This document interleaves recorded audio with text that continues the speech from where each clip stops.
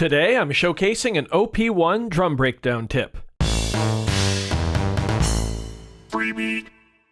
Hey, how's it going, everybody? Welcome to Freebeat, where I post new music-related content every single day, so if that sounds good to you, hit that subscribe button, ring that notification bell. Today's patron shout-out goes to Paul Wilson. Thank you so very much for the support. Let's get started. So today I've got an OP-1 drum breakdown tip for you. So this is a tip that you can use when, well, you're working on a drum breakdown in one of your tracks. So for the purposes of this video, I'm just going to be working really in a 1 or 2 bar loop. But of course, in actual practice, this would take place somewhere in the middle of a song, when you want to break it down to just the drums. And basically what this tip allows you to do is to have the same drum part playing, but you can gradually change the effects or the variations on that part with the mixer screen here as we progress. So let me show you how to do it. So what we're going to do is start off by making a drum groove. So we'll go to our drums. Just going to use one of the stock kits here. This is Peak in the drum kit section. Yeah, cool. So we got a kick, a snare, hi-hat. Let's use a sequencer to come up with our drum groove. I'm going to use the endless sequencer, and I'm just going to put in a very basic pattern. There we go. Should go boom, boom, pat, boom, boom, boom, pat. Nice. Let's go ahead and record that to our tape. Now, because we're just working with drums, in theory, you should have up to all 4 tracks of your tape track available for your drum breakdown. But today we're just going to use 2 of those tracks just to demonstrate the overall concept of the tip. So I'm going to use track 1 for this first basic drum groove here. So I'm going to hold down record, then hold down this C key here to activate our sequence. Okay, we recorded 2 measures. I'm going to go to the tail end of the second measure, cut it. So we just have those 2 measures, and then I'm going to press out right there so we have a 2 bar loop.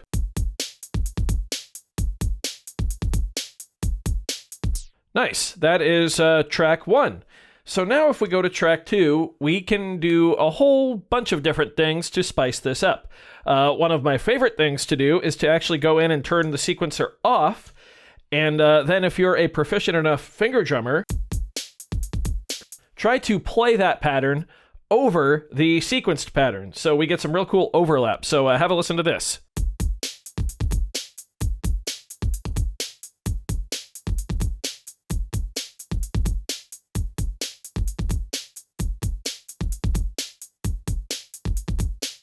My timing was pretty good, but there are some spots where you can hear the discrepancies between the 2 different patterns. So that's a really cool effect right there. But now we're actually going to get into the meat of the tip, which is using the mixing page to change the levels between track 1 and track 2, which will kind of change the feel of it, because remember, track 2 is unquantized. That's just me playing the drums, whereas track 1 is our sequenced pattern. So check this out.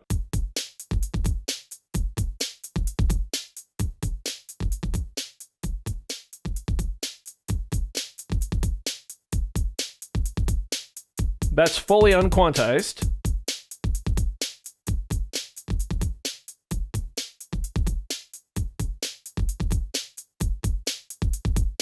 Fully quantized. Now, granted, those differences aren't that extreme, so let's take this in a different direction. So I'm going to put both tracks, we'll put them at like 55 or so. Yeah, that's fine. Cool, let's go back to the tape. We're going to make sure we're on track 2. We are going to lift what we just recorded, what I just played in, and we're going to do something new there. So all that remains is track 1, which is that sequenced part. We're going to go back and turn the sequencer on again for track 2, but this time we're going to go into the drums and turn on some effects here. I've got the cow running, as you can see.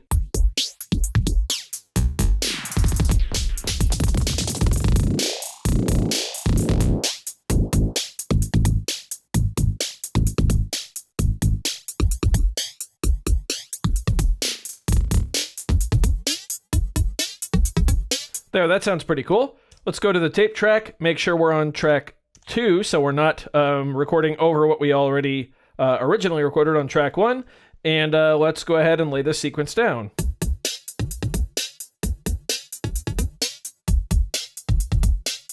There we go. So now we once again have 2 drum parts going, except this time they're both fully quantized because we played them both with the sequencer, but track 2 has effects and track 1 does not. So let's go back to the mixing page here and play with the levels of track 1 and 2, and this can be a really nice way to get some variation in your drum breakdowns.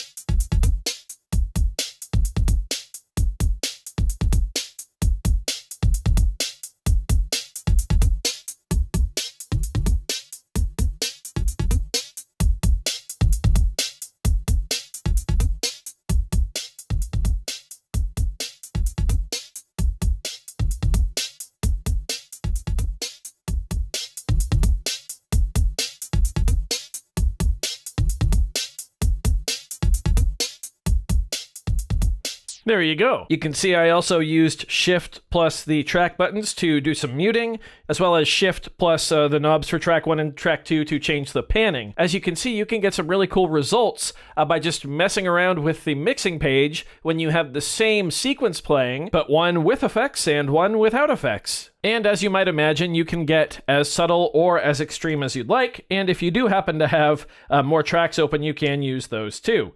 So let's remove track 2 here, and try one more thing. I'm gonna go back to the drums, turn off effects, and I'm actually gonna go back to the sequencer and try to come up with a couple different sounds for this pattern here. There we go. How about we'll use that snare right there. I'll keep the kick and the hi-hat the same, and we'll just use that snare drum. So I'm going to resequence our pattern here. I put a little kick drum at the very, very end on the of 4 as well, so hopefully we can hear that coming through. Yeah. Cool. So we are once again on track 2 at the beginning. Let's record this alongside what we recorded on track 1.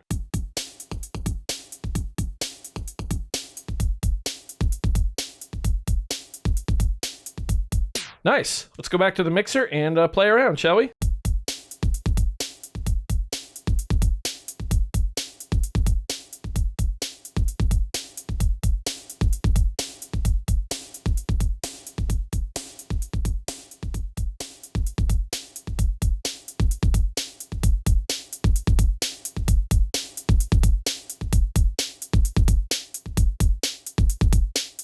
We've actually got some really nice blending going on right here.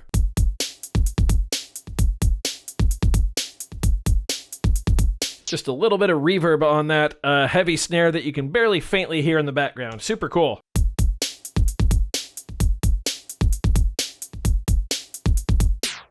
Also, I know I said I was just going to keep this to 2 tracks, but I'm going to go ahead and go into track 3 and find some percussion to throw in here. Yeah, might as well. Gonna go into my arpeggiator.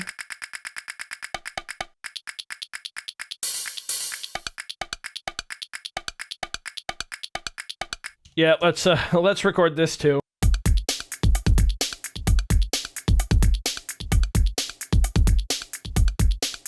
Mixer.